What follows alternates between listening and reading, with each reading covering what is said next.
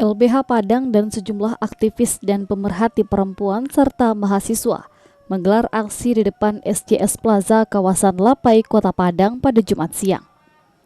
Aksi tersebut buntut dari dugaan pelecehan seksual yang terjadi di pusat perbelanjaan tersebut yang dialami oleh salah satu karyawatinya. Namun pasca dilaporkan kepada pihak kepolisian, penanganan kasus tersebut dinilai lamban. Dalam orasinya, massa aksi juga menuntut agar terduga pelaku pelecehan seksual dipecat. Aksi sempat memanas. Ketegangan terjadi antara kuasa hukum SJS yang mendatangi peserta aksi yang tengah membagikan selebaran kepada karyawan dan pengunjung terkait dugaan pelecehan seksual di dalam SJS Plaza.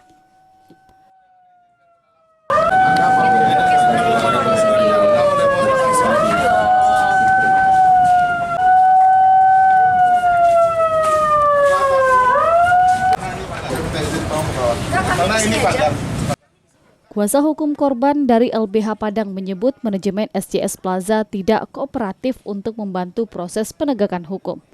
Salah satunya tidak mau memberikan rekaman CCTV pada saat kejadian. Tidak sampai di situ, korban yang mengalami kekerasan seksual sebanyak 2 kali telah menyampaikan kepada pihak manajemen SJS. Namun bukannya mendapatkan dukungan, korban justru disudutkan hingga depresi dan memilih berhenti dari pekerjaannya. Dalam Undang-Undang TPKS sendiri itu mengatur ada 2 mekanisme penegakan hukum. 1 secara internal, 2 secara pidana di kepolisian.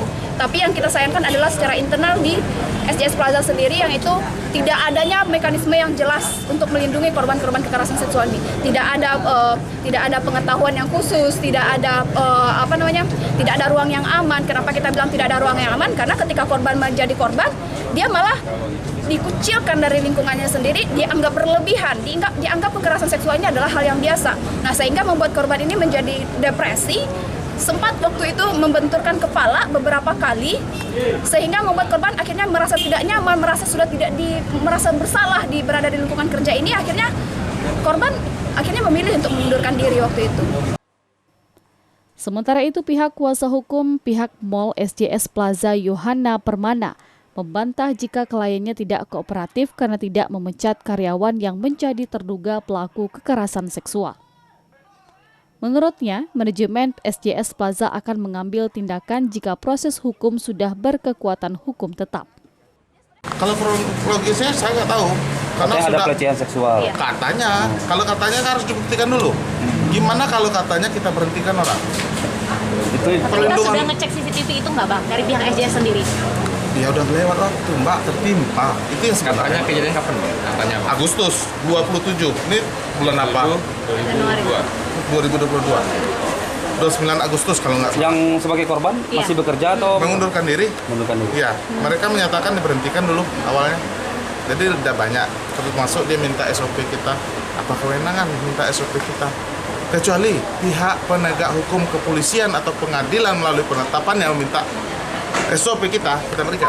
Jadi artinya belum jelas terjadi kekerasan seksual, Pak? Belum pasti. Kalau yang diduga pelaku itu bagaimana? Untuk korban dan pelaku sama-sama karyawan sini, Bang? Sama-sama karyawan.